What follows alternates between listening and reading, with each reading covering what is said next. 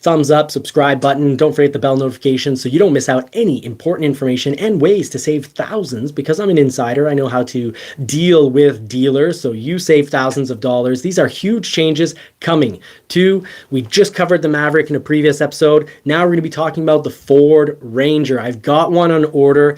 I hope it stays. It is competing with a Porsche 911. So Ford, get my Ranger Raptor built, which the first news of the night is a Ford Ranger Raptor. Fantastic vehicle, 6-cylinder, twin-turbo, 10-speed transmission, super powerful. But will you actually get one? Yeah, probably not. Many dealers will get, some dealers will get 0. Many dealers will get 1. The rare, huge dealer might get 4 to 10. But you need to ask your dealer, will I actually get this vehicle? And really, any Ranger you order, ask the dealer, what number am I on your list? And maybe they haven't been keeping track because they don't have that many. We don't have that many. You should get it within 6 to 8 months is a fair answer that I would accept. Ridgeview, thank you so much for being our moderator tonight. You're fantastic. TN Bubba, thank you so much for being in the show. Now, major changes to the Ford Ranger. So, secret sauce here. You get the Ford order guide out. Many websites will leak it. I'm taking this from a leaked website. I'm not using my insider code and whatnot to get this information. So Ford, if you're watching, I'm only sharing what's already online, but I'm clarifying what's online and helping people out.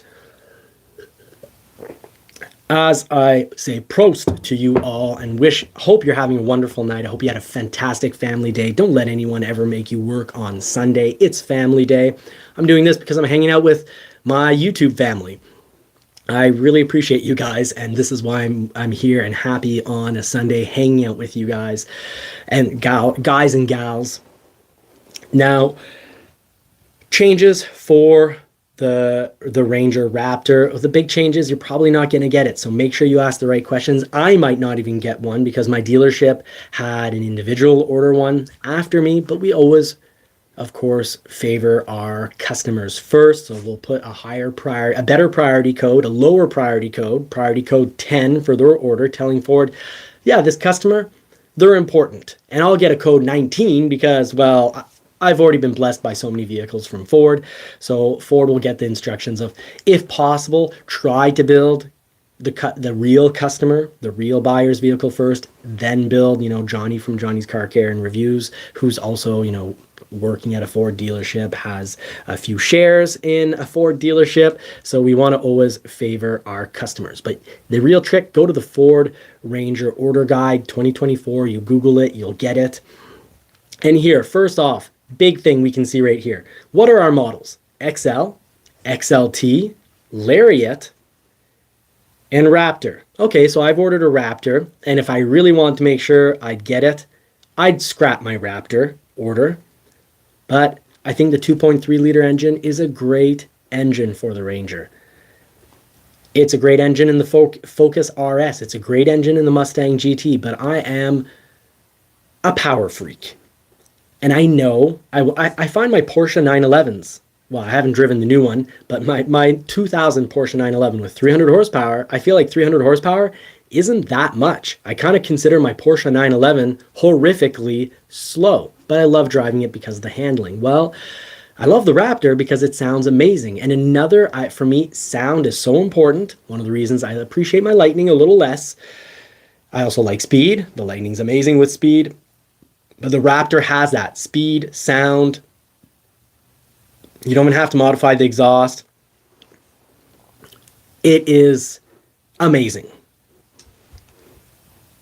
Ford's pricing. Ford, plug your ears. Your pricing on the Ranger Raptor is fantastic. You look at, in Canadian, it's $82,000 order. If I had an F-150 Raptor order, it was 110 when I looked at it 6 months ago. So for the 2024, it's likely going to be roughly $8,000 more. Big price increases there. So you can have the 3-liter V6 with a specially tuned exhaust. Don't think it's going to sound like your Lincoln Aviator 3-liter V6 or your Explorer 3-liter V6. It won't. This thing sounds amazing. Watch the videos. Great coverage by Dave from All Terrain Nation. Really appreciate my friend Dave over at All Terrain Nation. And you can see from the order guide, what are the changes? They say exterior, no changes. Obviously, there's some major changes from the 2023 model. Major changes. So you need to go look at the pictures. We'll look at them together. New colors, shelter green metallic, only on the Raptor.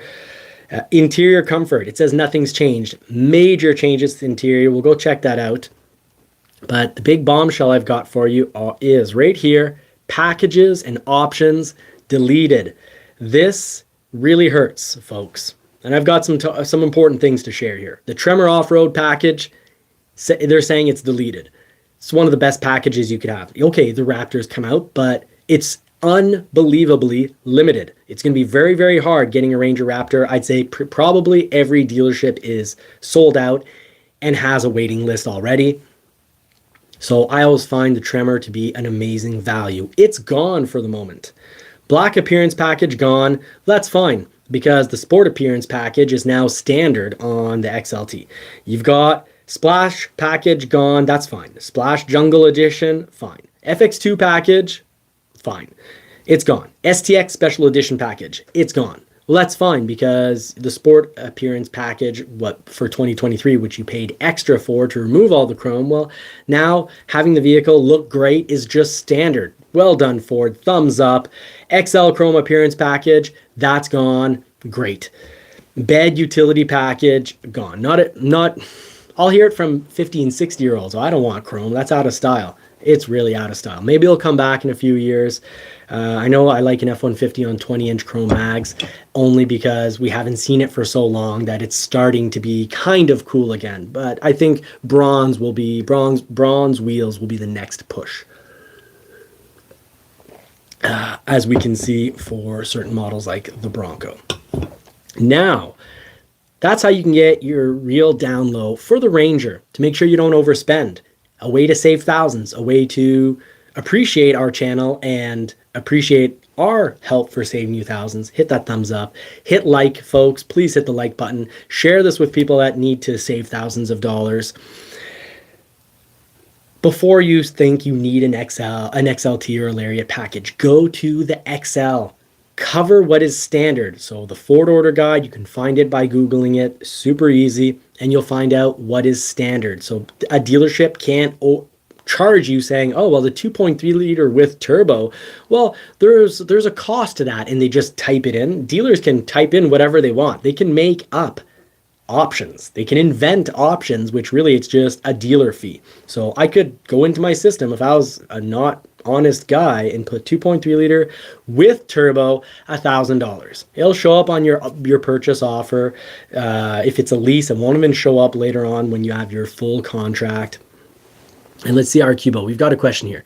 Any idea when the 2025 Maverick information will start showing up? No, not yet. I am sorry, our Cubo. I can speculate that'll probably be May or June, but it's a ways off.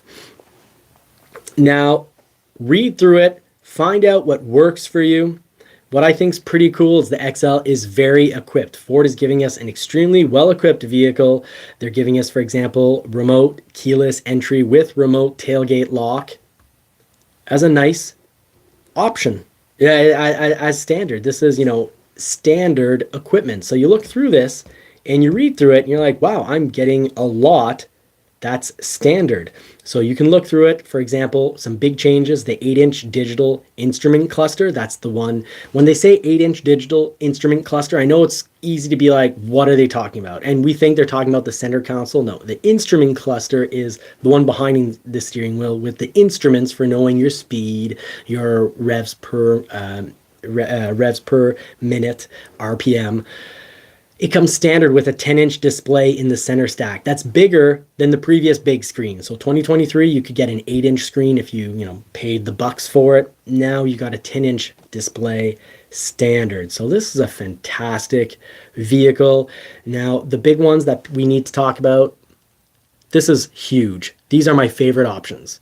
It standard on an XL. Advanced driver assistance systems include headlamps, automatic on-off, auto high beam, so your day and night lights, automatic. Your auto high beams at night, high beam, low beam, you drive into town, there's lights, there's a detector that'll detect the luminosity levels. It'll see that you're in town because there's more light coming in or from a vehicle coming your way. It detects there's extra luminosity. You go above a certain threshold, it will automatically turn off your high beams and go into your regular night lights. So you don't behave like a typical BMW driver. I almost started that word with a J. Driver. Pre-collision assist with automatic emergency braking. Analog rear view camera, of course. Cruise control, lane keeping aid, post-collision braking. That means there's an impact, and instead of the vehicle just sliding off into a river, a lake, oncoming traffic, the vehicle is going to brake on its own after it has an impact, a collision. So fantastic stuff. So there was a time when GMs, they didn't even have a radio as standard. Back in 2011, 2012, when they're just after the bankruptcy issues, you had to option in a radio. So Ford, of course, is telling you, hey, we have a radio, because they really want to cover everything. And that's what the order guide does. Prost, it covers everything. All right. Earlier on in the show, we'll keep the question about the powertrain for the hybrid on the F-150, whether it's reliable or not. We'll keep that for when we cover the F-150. Just continue on the Ranger talk. Let's get a nice picture in before I give some bad news. Well, let's just cut right to it, actually. I'll show you a little trick here. Control on your computer, F. You get to a little box appears at the top here, and you can type in what you're looking for. So I type in tremor, I click enter, one thing pops up, and it's under the deleted. So as we said earlier, tremor is deleted. But here's a big one. Lots of journals will tell you that the 2.7 liter is a 2024 option, but we click 2.7 liter, 0 out of 0. Nothing is found under 2.7 liter. How about V6? V6, 1 of 4. So let's blow this up, get this bigger here. Let's go through. You've got the little arrows here that you play with. Control F to get this to pop up. Okay, Super Crew 4x4, 5-foot box. All Rangers have 5-foot box now. They're all Super Crew. 3-liter EcoBoost V6 engine with auto start-stop technology. Standard on the Raptor. So I'll zoom in, show that to you. S is for standard on the Raptor. If you want to see what the letters stand for, they're at the bottom of the pages. Now let's switch to the next one, 3 of 4. So I won't go through all this because it's lengthy, but there's no option of the 2.7 liter engine. V6, again, 3 liter for the 1 of 4. So let's go over to Motor Trend here. Try to find Motor Trend amongst all these things here. Motor Trend. Let's see what Motor Trend had to say about the Ranger. Beautiful vehicle. There's your Ranger Raptor. It says Ford on the front grille. We can see all Rangers have a wider stance. They look much beefier. They're a mix between an F-150 and a Maverick, which I said early on, way before they announced the new Ranger, I said I highly suspected it'd be a mixture between an F-150 and a Ford Maverick in both size and styling. So we've got the Ranger here. Now this would be your XLT, a nice photo of an XLT here. You can see major changes to the lights, everything. It's a new platform. It's major changes, and it's a great platform. It's still a fully boxed in frame. Now many people said that the Bronco had the same frame as the Ranger, but it was actually a little different. And now the Ranger essentially has that upgraded Bronco frame. So it's a boxed in frame. So you've got, think of a ladder with your beams on the side. And then all your cross beams, your subframes, are thick, squared off, or rectangular, but they're boxed, you could say, and they go through the frame. So they go through the frame, meaning they're welded on both sides. They're really part of the frame. This is the best option for a long-term, reliable, sturdy vehicle to keep for 30 years. It's also the key to the best off-road machine, the best off-road frame that you can have. And Pujol, thank you so much for sharing in personal experiences with your Fords. Really appreciate when the community shares their personal experiences and about with their Fords, and also their viewpoints on the various topics that we talk about. So the redesigned 2024 Ford Ranger. It is a massive upgrade. Still running the 2.3 liter with 10-speed automatic transmission. That's the 10-speed that Ford essentially worked on with GM. It comes in various sizes, but it's essentially the same setup, whether you're looking at a Mustang, a Super Duty, an F-150. All those 10 speeds from Ford, it's essentially the same transmission with different sizes. So good volume rebates, good. You learn about a problem, you can fix it across the entire line. You can put more money into having the best transmission possible. You have more money to invest in recalls to make sure that transmission stays top notch. So 6-foot bed and Super Cab are gone. You've got the 5-foot bed with a Super Crew on all of them. The Tremor is gone. But here, Motor Trend, almost always correct. They're saying, and it's not their fault, Ford told us we would have an optional 2.7 liter twin turbo EcoBoost V6. So my key to getting a Ranger, because I'm probably not going to get my Ranger Raptor first. We're only getting one for the entire year. Most people will not get a Ranger Raptor with that amazing Fox suspension with live bypass, little it's like a shock with a coil going around it, so a coilover setup with little bypass liquid, so your liquid in the shock stays the same temperature, it doesn't get tired out and bottom out. It's also a shock with protection, spring protection at the bottom, spring protection at the top. So fantastic. Typical Raptor, whether it's a Raptor F-150 or a Ranger Raptor, you've got top of the line suspension. And Fox suspension, I have it on my Wild Track Bronco. It is fantastic, folks. Love it. But I take a 2.7 liter. But the order guide, nothing about the 2.7 liter. So either as a mid-year surprise, an order guide update could bring us a Tremor with only a 2.7 liter or optional 2.7 liter. But the big surprise could be Ford saying, hey, it's June, and guess what? You can now order your Ranger with as a Wild Track model with a 2.7 liter V6, or maybe they'll call it the Wild Track like they have out in Aussie land in Australia. So that's my big bombshell for the Ford Ranger. No Tremor option for the moment. Actually, no 2.7 liter option for the moment. You cannot order it.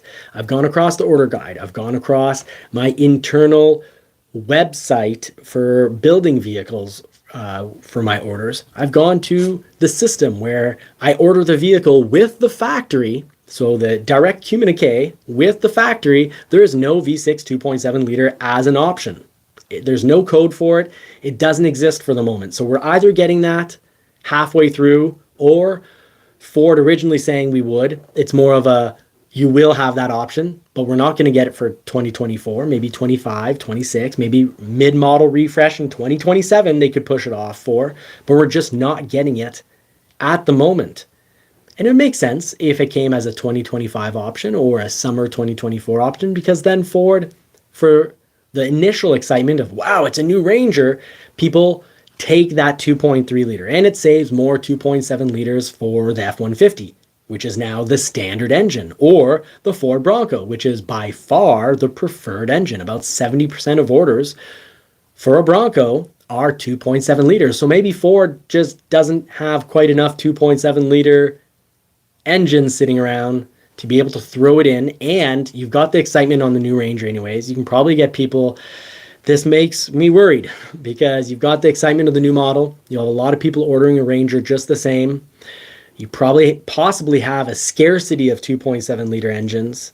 They could use this as a how to reignite and re-excite that ordering and buying process for the Ranger. Think of all the news articles. If they come out with the 2.7 liter in 2 years, in 2 or 3 years, when they do a slight little refresh to the style of the vehicle and say, now here's your 2.7 liter engine, and this is what it sounds like, and video after video of excitement, and everyone on YouTube being like, this is the best thing ever, which, the same YouTuber 10 months later will say it's complete garbage, and that's the cycle of news media, not just YouTube, but all news media. But anyways, I won't get started. I don't have time for a rant. It's already been done tonight for the live. If you're watching this as a mini episode, well, you don't get the rant, so you just get the facts. So the 2.7 liter, unfortunately, could be, worst case scenario, a mid-model refresh option. It has to come with this platform. Kind of has to. Doesn't have to, but Ford promised it. They said it would come with this. Motor Trend, based on what Ford said, is saying you'll get the 2.7 liter, which I think will be fantastic value, making this more desirable and a better value than the Tacoma and the Colorado. And the Ranger, I suspect, is probably going to work better than the Colorado, have less issues. And if there are issues, Ford will pay for them. There'll be recalls. Ford won't say it's user error and make you pay. Now, the Lariat trim comes with a 12.4-inch unit. That's the touchscreen. Sorry, that's the instrument cluster instead. And they're all getting as standard a 10.1-inch touchscreen, which before was only an 8-inch touchscreen. And the upgraded model is the 12.4-inch touchscreen. Instead of being horizontal, it's vertical. So every Ranger, of course, will have your voice command functionality, unlike the Ford Maverick. It'll have wireless Android Auto and Apple CarPlay, and the XLT and Lariat trims also get wireless phone charging. So I think that's all fantastic. They all will have the 10-speed automatic transmission. Even when the 2.7 liter comes out, it's going to have the 10-speed automatic transmission. The Ranger is now 2 inches wider than before, and it shows this thing is looking very beefy. It's a fantastic looking vehicle. See if we can get some photos from out of Motor Trend. Fantastic journal. Motor Trend essentially gets everything right. They check their references, they check their sources, and this isn't their fault. Ford said that it would be there, that the 2.7 liter would be an option, and it's not. The 5-liter, Ridgeview is saying that the 5-liter V8 is a better option. Yes, the 5-liter V8 is a fantastic option. Long term, you can be a little less on time with your oil changes. You can use and abuse it a little bit more. The oil doesn't have to be quite as clean for you to have great reliability. The 3.5 liter EcoBoost and the 2.7 liter EcoBoost are also great engines, but make sure you maintain them. They're super reliable if maintained properly. Regular oil changes, keep that oil clean, folks. So there is your upgraded screen. That's the 12.1-inch screen. So Motor Trend is saying that it's a thorough redesign, obviously. Compelling engine options, well, no, because the 3-liter EcoBoost V6 essentially doesn't exist for everybody. It's either out of price range or just really not available because of low supply, demand high, supply low. Expected hybrid and electric models down the road, absolutely, based on Jim Farley saying that all the icons would get electrified, and that doesn't mean that the petrol options will be gone. You've got lower max payload than previous generation. That's yes and no. That's only because there's not a super cab option. The more cab you have, that's the seating space inside. Well, the more you add on cab, the more weight you add on. So of course, it'd be like if the F-150 got rid of the regular cab, and then Motor Trend's like, well, there's less payload than before. Yes, but let's put in parentheses, it's because you don't have the same cabin options as before. Yes, the F-150 boasts more capability. It's also more expensive, and the Maverick is more fuel efficient. Yes, but it also has a smaller box. So I think they didn't really know what to say for pros and cons, but what we can say is the Ranger Raptor doesn't need to be the one model that you get. If you have a lot of money to spend, it's fantastic, but the XLT will be the sweet spot. The great value, the best option is save your money for your family, get an XLT, you'll love it, and if you wait, you'll be able to get a 2.7 liter, pretty much guaranteed.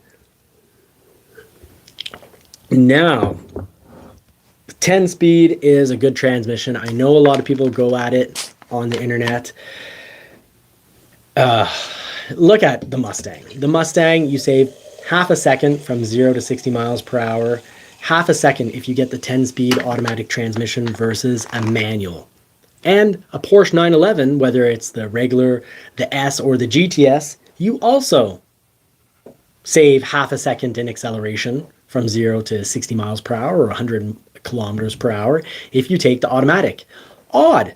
If you save the same amount of speed between a manual Ford and their 10-speed, and you save the same amount of speed over at Porsche with their automatic transmission, can we conclude that Ford's transmission is incredible? It belongs that Ford's 10-speed transmission has the same speed savings, is as fast in shifting, obviously, as a Porsche 911 GTS transmission. So I think it's pretty obvious that people need to stop wringing the crud out of the 10-speed transmission, saying, oh, it's not good. Oh, if only there was a manual. There should be a manual Ranger. Ford is offering you a Porsche 911 quality transmission for no charge. That's big. Now in Peugeot, I have to support you. Yeah, the Maverick's not going to get an 8-foot box in a regular cab. So stop waiting for it. Stop dreaming. Buy something else, or just buy a Ford Maverick and live with the 4.5-foot box. Put that tailgate at a 45-degree angle. Know that you can put 300 pounds on it if you've attached it, and put it at the 45-degree angle, that tailgate, and you can have 4x8s in there. It can be a fantastic box. Yes, there'll be some compromise, but that's what life is. Life is compromise. You get an 8-foot box in F-150, guess what? You have compromise too. You're either, your family's not fitting in there. You can't have more than one friend. And if you only have one friend sitting beside you, well, then it's a little awkward anyways, because sometimes you run out of conversation. There's no one sitting in the back to get the conversation started on a new topic. So life is compromise. Nothing's perfect. If you sit around saying, I would buy if, you're probably the person that will never buy new. You're probably the type of person that will always buy vehicles that have been accidented and rebuilt, or you buy 15-year-old vehicles and you say it's because the new ones aren't any good because they're not offering what you want. Well, Scotty Kilmore, it's probably because you just don't want to buy a new vehicle, even though you're super rich, you just don't want to spend that kind of money on a new vehicle, and that's fine. Just say it.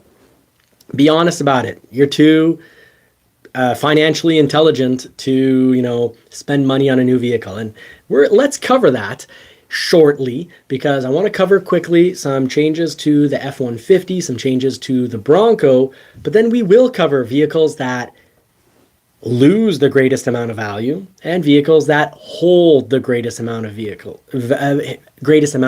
value. So those vehicles, I think it's really important when we're shopping to think about resale value. I want to get there. I can't promise you it'll be at this week's live. Let's see how long the Bronco information takes. So let's get right to that. So right here.